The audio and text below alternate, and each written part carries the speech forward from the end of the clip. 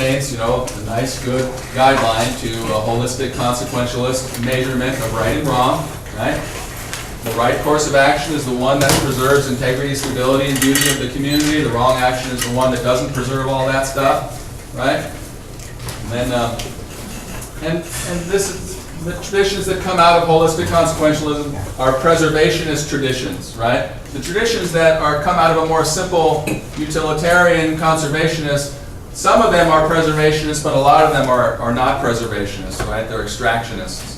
And in general, I teach my students to think of conservationism as more of an extractivist and a using, right? It comes out of utilitarianism. All right, and then we have three different kinds of non-consequentialist theories that we'll look at, that we have already looked at for the most part. We haven't quite looked at virtue ethics yet. We've made some reference to it.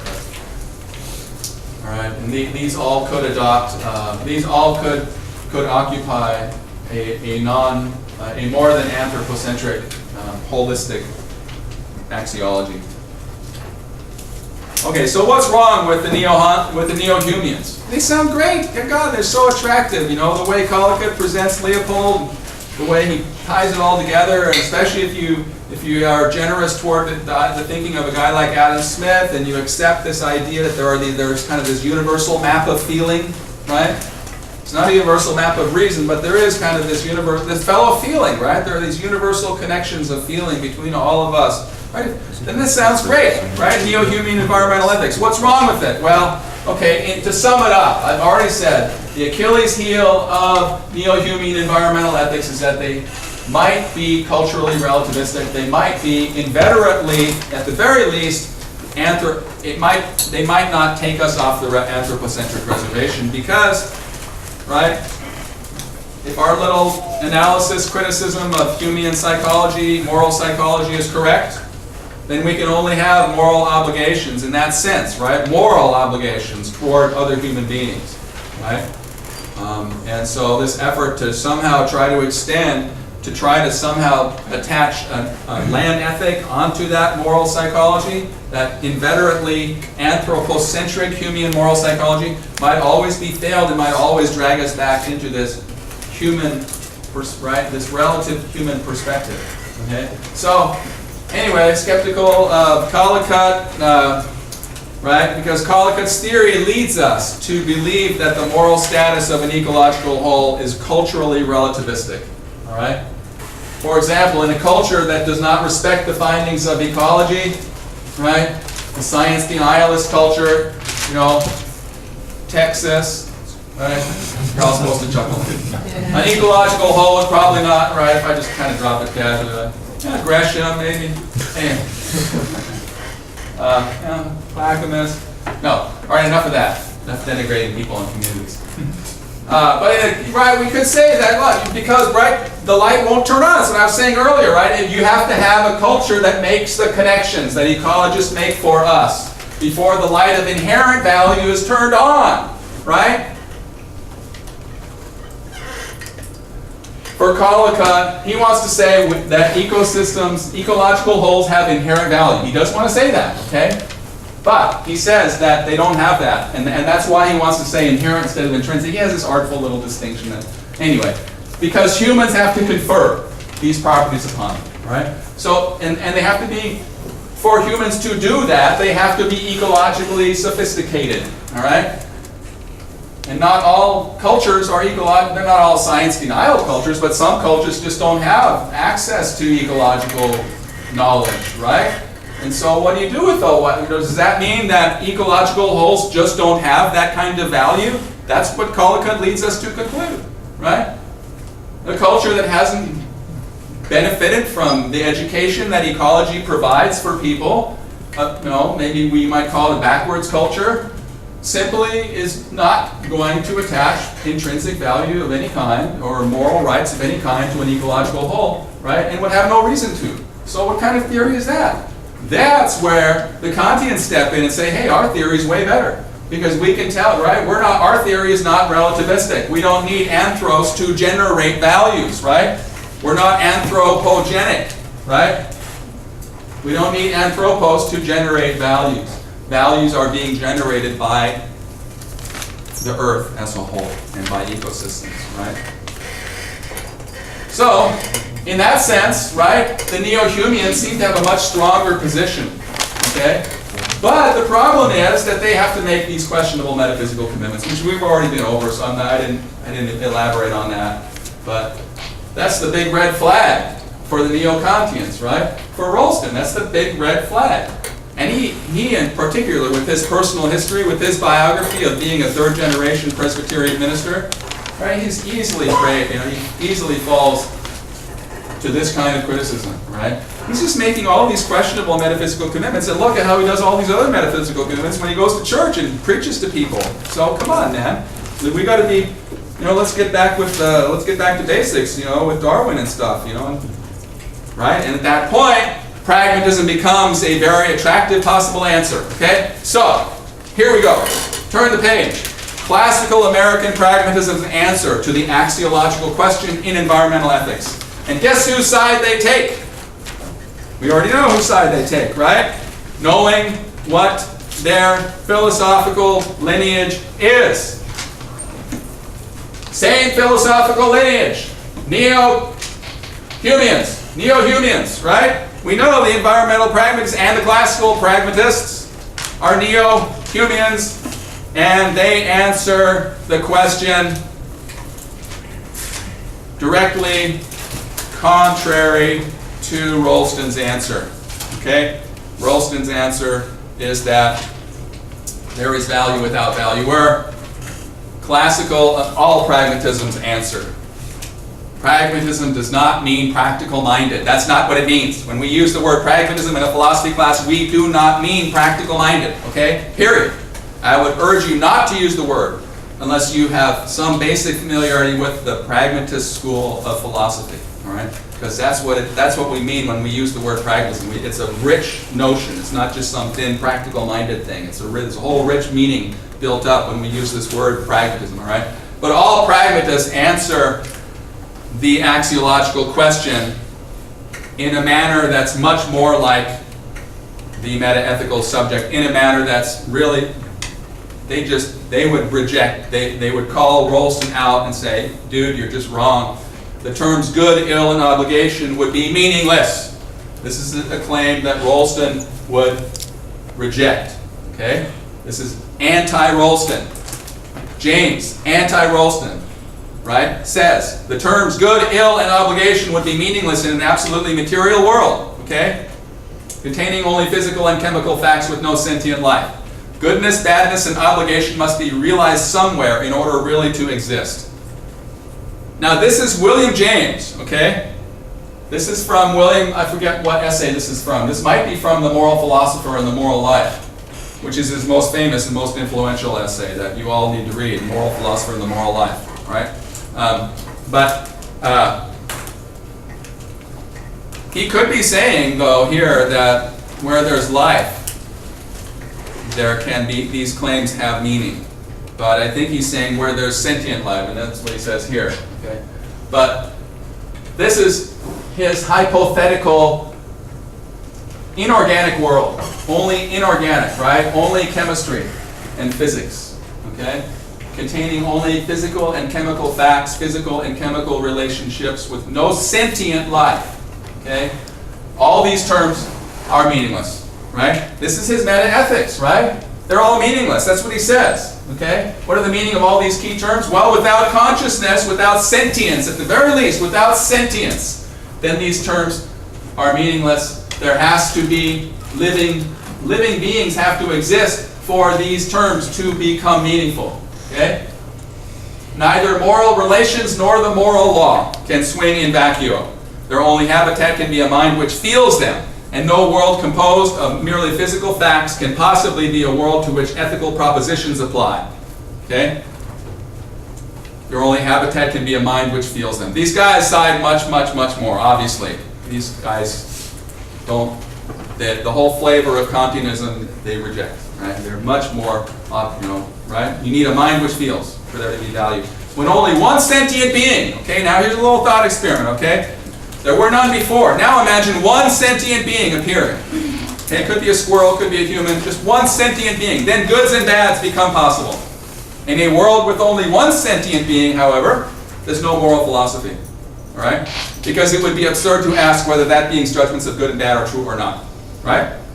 Only one sentient being, no moral philosophy. No moral philosophy, no moral truth. No moral truth at all, right? The only moral, right? I mean, there's only one moral, right? There's only one standard, right? And that standard is what that sentient being wants, right? That's it. That's the only standard of good and bad. If it's what I want, right? Because there are no other sentient beings. So, okay? The right moral system in a world with only one sentient being is simply the one which most satisfies that being. Okay? Now, when two or more sentient beings appear, the possibility of moral truth emerges. Okay? It only emerges, however, if those two or more sentient beings are not indifferent to each other's feelings and preferences. If they don't give a damn, right, then, again, they're going to do whatever they want. But if they're at all sensitive and concerned about one another's feelings and preferences, then moral truth emerges. Okay? And the possibility of ethical unity emerges. Okay? Okay, so the possibility of moral truth emerges when two or more moral beings arise on the scene. Now, okay, without a claim actually made by some concrete person, there can be no moral obligation, and there is no moral obligation wherever there is some moral obligation wherever there is a claim. This is very important, okay? I'm trying to, piece by piece, reconstruct pragmatist metaethics for you guys so you can see how they might solve some of these, how their approach to moral struggles is going to differ from those of both the Neo-Kantians and the Neo-Humeans, all right? Claim and obligation are coextensive terms, all right? What is a moral claim? A moral claim is anything. Anything that anybody wants. The squirrel wanting water is a moral claim. It can be from the most basic, all right, the most basic need that an organism has. The tree makes moral claims for water, right? Okay? The mass murderer makes moral claims for more victims to murder. All right? That's another moral claim. There are all kinds of moral claims, right? Whatever anybody, any living entity, anything that wants anything at all is making a moral claim. Okay? Now, how do you sort out those moral claims, which we don't want to have any respect for? Well, we sort them all out with reference to the ideal possible world in which as many of them as possible are achieved, okay, are realized. Okay? But claim and obligation are always coextensive terms. They cover each other exactly. There can be no obligation without a claim. Okay? But wherever there is a claim, there is the possibility of an obligation. Okay? The possibility of an obligation, even to the mass murderer. There is the possibility of an obligation, arising. It turns out that there isn't, right? Because the mass murderer's moral claims are fundamentally inconsistent and incompatible with the claims of all of his victims. And so the universe, right, where as many as possible are realized, would be the universe in which the mass murderer's moral claims are cut away, right, and discarded. You guys get that? See how that works? All right? Good, bad, value, and obligation have no absolute natures or meanings, independent of personal support. They are objects of feeling and desire, okay? Very much Humean moral psychology account, okay, of these key terms, all right? They are objects of feeling and desire which have no foothold or anchorage in being. Notice how being is capitalized, right? This is a poking fun at the Kantians and their notion of the noumenal realm, right? This abstract realm where we know the being of things, right? And we know the relationships that generate, all of our moral obligations. No. We don't have access to the noumenal realm, the pragmatists say, right? And all we have access to are objects of feeling and desire. This is, I don't like this is repugnant, or I do like this, I want more of this, right? It's always feelings. Good, bad, always based on feelings. Okay? So, key question for a resource manager now. Which beings or entities have moral status? Well, William James says that a thing without an actually living mind cannot have moral status because it does not make claims on any resources. Humans can have moral obligations only toward beings and entities that make claims on resources. Okay? You get that? Right? It's just perfectly logical. You can't have an obligation toward a thing that's not making a moral claim, right? So where there is no moral claim, a resource manager cannot have a moral obligation, right? And William James, he seemed to be pretty insistent that from his perspective, as he saw things in the early 20th century, right? This is writing around 1890, 1900, right around then. That is when he's at the peak of his metaphysical powers. And he would reject probably the idea that anything beyond a dog, there has to be some sentient animal there for there to be a moral. You need a sentient animal. You need somebody sentient to make a moral claim. And without a sentient being, there is no moral claim. And so, what does that mean? For some of the beings that radical environmentalists want to insist we have moral obligations to, like the being of a species, what does that do to Rolston's beloved genetic lineages? Can an environmental pragmatist sustain and justify the claim that the land manager has obligations to genetic lineages? Well, does a genetic lineage make claims on resources? Does a genetic lineage experience something in any sense at all? I'm not trying to steer you to yes or no. I really don't know. Sometimes I'm steered myself toward no, that they can't, they're not really. How can you say that? How can you say that a genetic lineage is making claims? What is it there that's making the claims? What is it there? It seems as though James insists that there has to be an experiencer, right? That's what he insists on. Not necessarily a human valuer, because he thinks, any kind of sentient being will do. But there has to be an experiencer there for that entity to be making moral claims. And that means resource managers can only have obligations toward those entities where there's somebody there, right? Now, is there somebody there on a genetic lineage? Perhaps a genetic lineage can be thought long-term as an experiencing entity.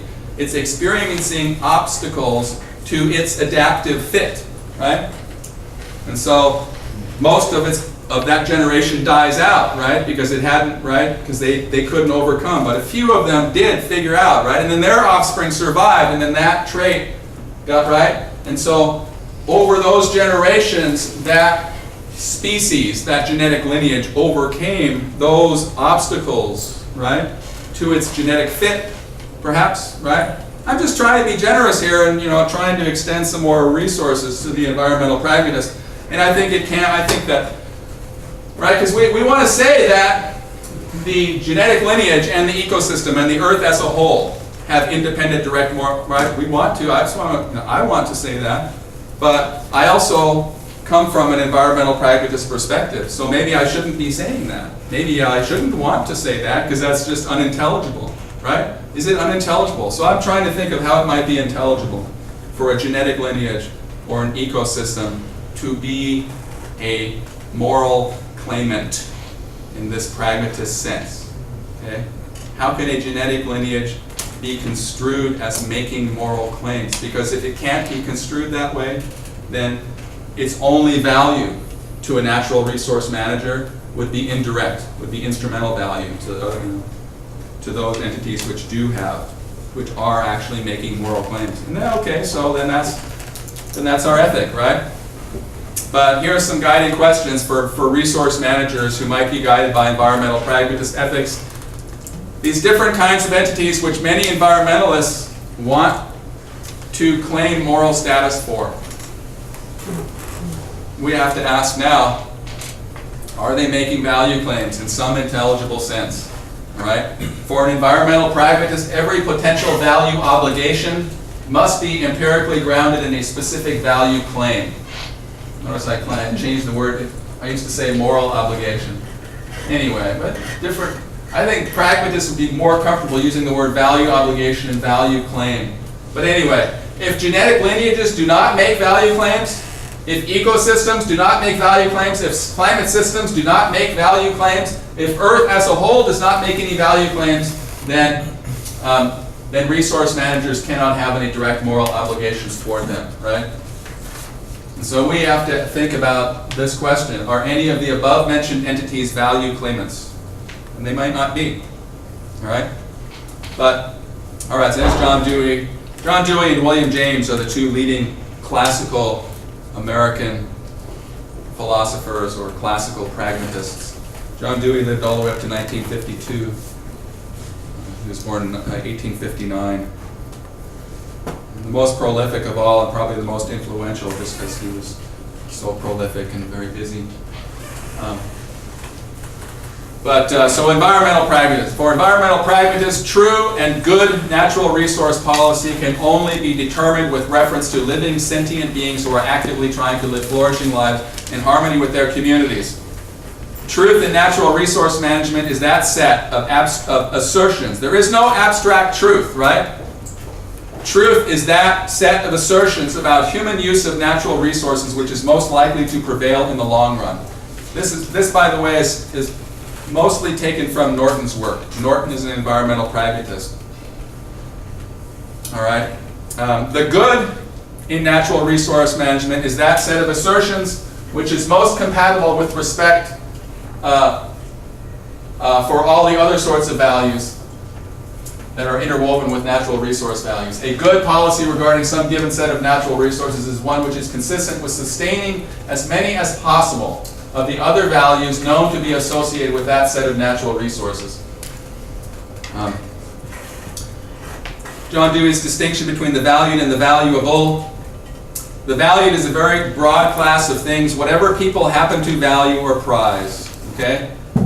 So, and pretty soon we're going to get into the distinction between conservationism and environmental pragmatism. And this is the heart of what makes environmental pragmatism different from and a much stronger approach to resource management than conservationism. Because the conservationist is stuck with crafting policy on the basis of that alone which is valued. That which is valued by us, Walmart shopping, television watching, messed up Americans, right?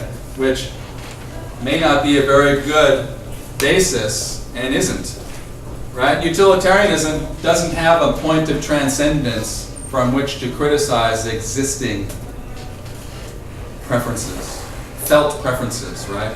Felt preferences. I want this, I want that. I want to be intoxicated now, all the time. I want to eat sugary foods now, all the time.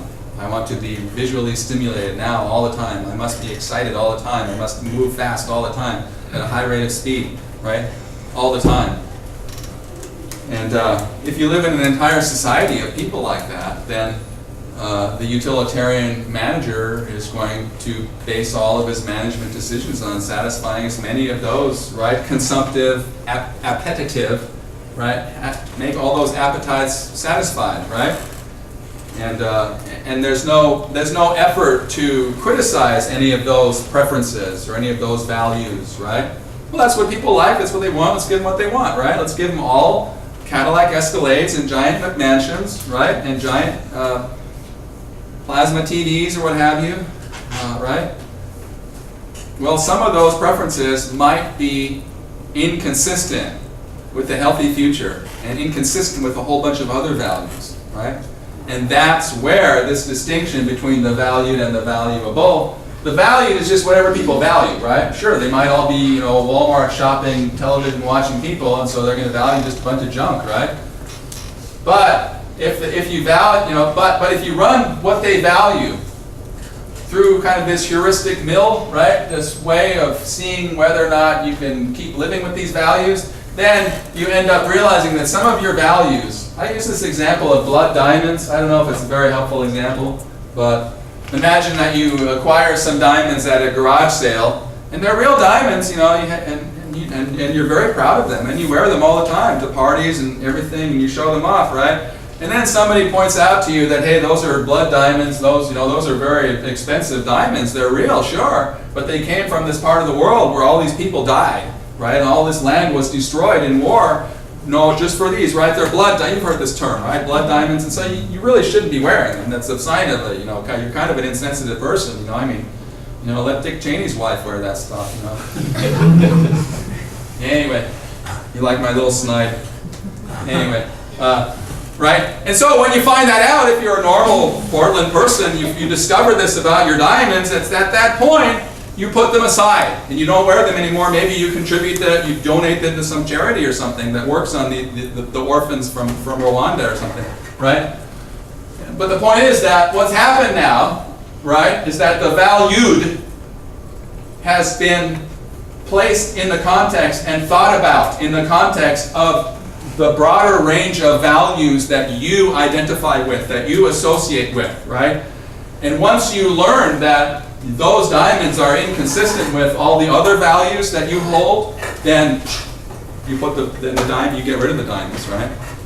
That's an example of how Dewey's distinction between the valued and the valuable works. And we could apply it to other things like, driving an electric car, eating organic chicken, all kinds of, right? It might have been preferable to do other things, but at some point, once you considered all of your preferences, the idea is you're going to come to realize that these alternatives are better, right, than these ones up here, okay? Right? These are your considered preferences, and these are what you started with as just an average, unprincipled American. All right.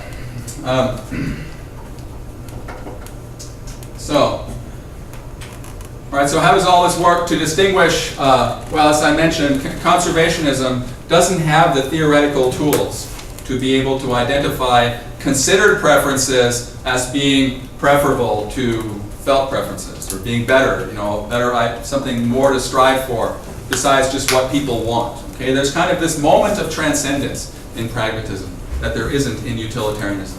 All right. Conservationists believe that right natural resource policy can be defined with reference solely to the felt preferences of affected persons. All right. Pinchot and Baxter are good examples of that point of view. Environmental pragmatists deny that preference satisfaction is the only measure of right natural resource policy. Human ideals identified through the considered preferences of affected persons, namely human ideals identified with reference to the valuable, set limits on preference satisfaction. Okay? Right natural resource policy, the valuable, cannot be determined with reference to felt preferences alone.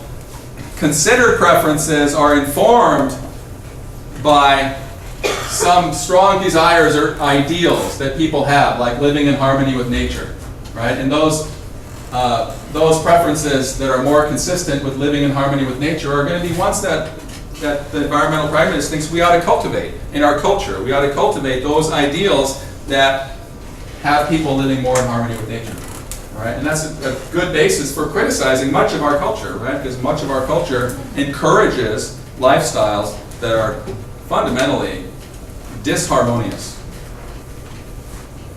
All right, so today if we had, if we had a bonfire or something, then we would throw our natural resource values wheel on the bonfire. And so I kind of relish that moment too, because I've been constructing this thing now for years, and every term I rely on it. But then we also get to this point every term, and lately it's become more obvious and evident, because I'm emphasizing it, that the natural resource values wheel doesn't become that helpful anymore. I mean, it's a nice guide, it helps you organize things, but these distinctions that we've been relying on, for example, the distinction between anthropocentric and non-anthropocentric, or anthropocentric and more than anthropocentric, all of these dualisms may not reflect the true nature of our experience of value.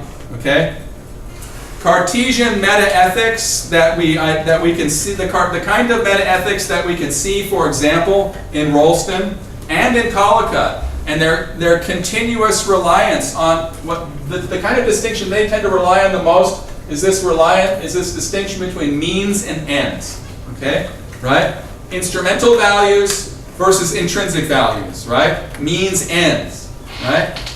If something's an end in itself, then it has intrinsic value. If it's just a means, then it has instrumental value. And they get a lot of work done with this conceptual dualism, right? Well, maybe the dualism is just flawed. Maybe the way that we experience value is not consistent with this abstract, kind of academic, right? This academic, which owes so much to Cartesian metaethics, this academic description of valuing that Rolston just kind of assumes, right? So environmental pragmatists pay more attention. They want to return to experience and pay close attention to the experience of valuing. Okay? And they believe that their theory of value is more consistent with the human experience of valuing and of other animal experiences of valuing than the descriptions of valuing and theories of value that are offered by both the Neo-Humeans and the Neo-Kantians. It looks like I dropped a phrase in there somehow. Both the Neo-Humeans, right? They're going to criticize both the Neo-Humeans and the Neo-Kantians as you know, they're relying on an account of value that's empiric, that's not consistent with our experience. All right. So, for example, there are no special kinds of value in nature. Right? That's an abstraction. That's a distinction that we try to impose and that we don't need to impose. The act of valuing, the experiencing of value in nature, as depicted by both Rolston and Collicott, take place in this linear sequence, right? Instrumental, instrumental, instrumental, and then finally we get to some intrinsic values that we need to defend, right? And lo and behold, those intrinsic values are usually associated with species and wilderness areas, right? And that's the hallmark of 20th century environmentalism. Concern with endangered species and concern with wilderness preservation. And in a way, that's how environmentalism has been captured, right? That's part of what pragmatists are saying, is that this emphasis on intrinsic value leads to an emphasis on wilderness preservation and species preservation, and that's an artificial restriction of what environmentalists should be concerned about. All right? So when we talk about, for example, Snake River salmon, the way the debate ends up being framed because of our concern about endangered species, right? These salmon runs up here are all listed under the Endangered Species Act, right?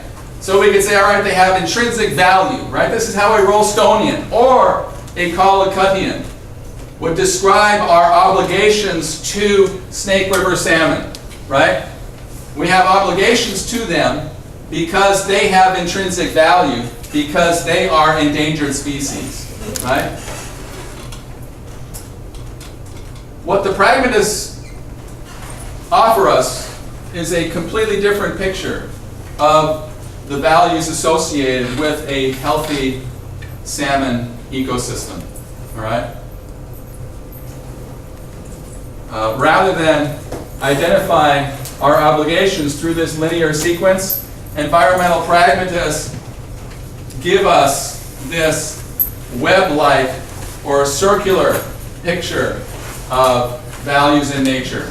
Okay? Anthony Weston, another environmental pragmatist, and one that I have much more admiration for than Brian Norton. And we didn't get a chance to read his work because we don't have enough time. But in the past, we've read an essay of his called "Between Means and Ends." And in that essay, he argues that we never actually experience. We don't actually experience values in nature